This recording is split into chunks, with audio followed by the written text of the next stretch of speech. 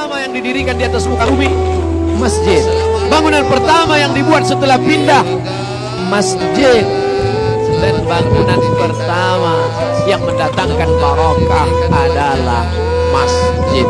Oleh sebab itu kalau kantor ingin berkah, komplek perkantoran, hendaklah yang pertama dibangun masjid. Oleh sebab itu sultan-sultan Melayu ketika mereka mulai menampatkan perahunya di sebuah pantai, yang pertama mereka dirikan adalah masjid.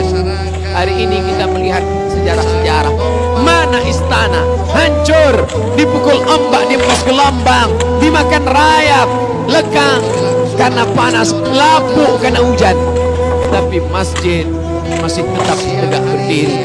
Ini pelajaran penting. Kalau kita mau kekal abadi, manusia akan mati dimakan cacing tanah, tapi yang kekal abadi adalah masjid. Menunjukkan orang Islam mesti kaya raya, karena yang bisa membangun masjid hanya orang kaya, yang kaya dengan hartanya. Man bana masjidan, siapa yang membangun masjid, banallah mithlahu baitan fil jannah, maka Allah sudah membangunkan untuknya satu tempat dalam surga. Man bana masjidan, siapa yang membangun masjid dengan hartanya, titik pilu keringatnya, banallah mithlahu baitan fil jannah, dibangunkan untuknya satu tempat dalam surga. Tapi Allah adil. Bagaimana dengan orang miskin yang tak bisa membangun masjid?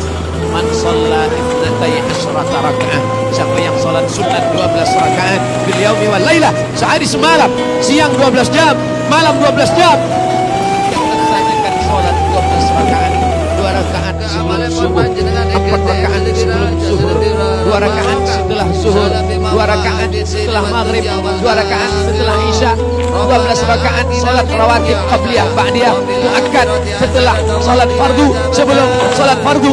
Banallah mithlahu baitan fil jannah, Allah juga membangunkan untuknya satu tempat dalam surga.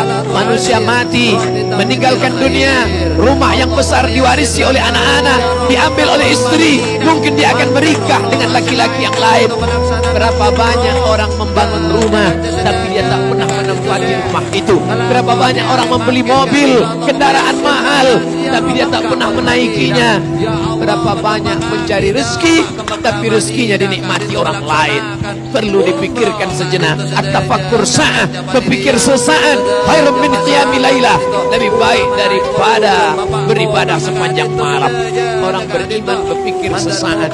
Yang hari ini beribadah, banyak ibadahnya, khusyuk dia, tapi setelah mati akan putus. Idza matal insan, dalam Sahih Muslim, idza matal insan, kalau manusia mati, inqata'a, putus amalnya. Tapi ada yang tetap mengalir, shadaqatun jariyah, tanah yang pernah dia wakafkan untuk masjid.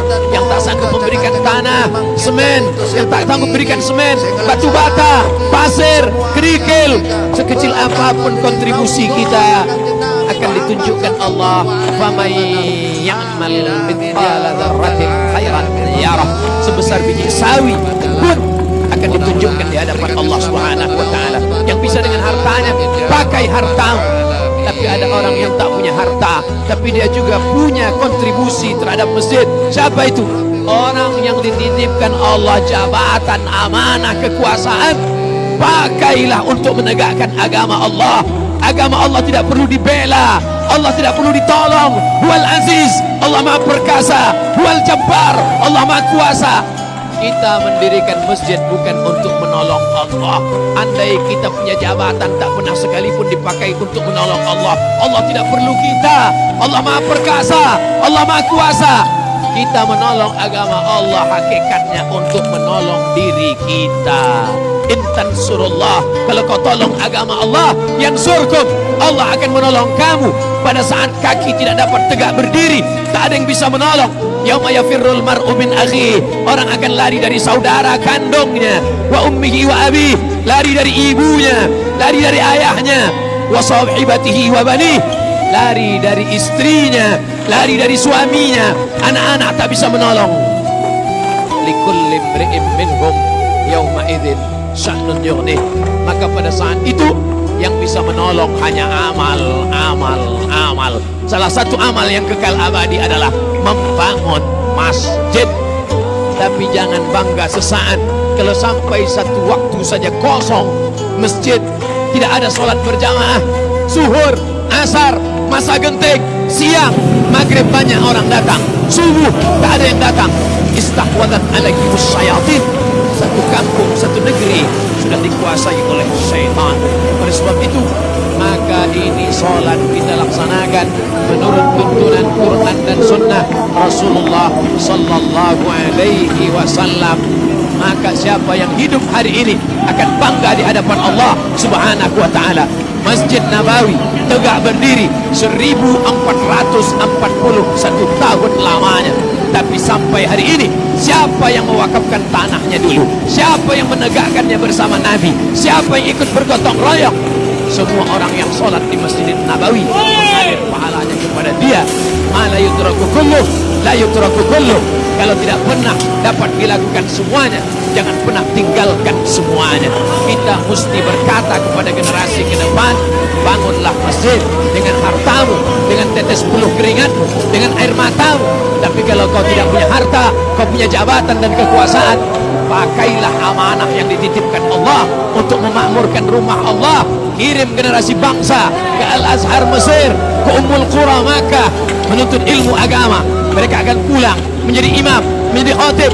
Yundiru qaumahum, memperingatkan umat, la'allakum yahdharun. Mudah-mudahan mereka mendapatkan peringatan.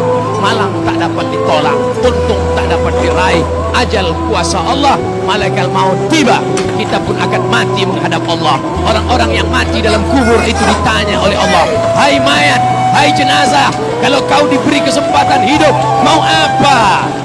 Mereka berkata, laula akhartani ila ajalin qarib.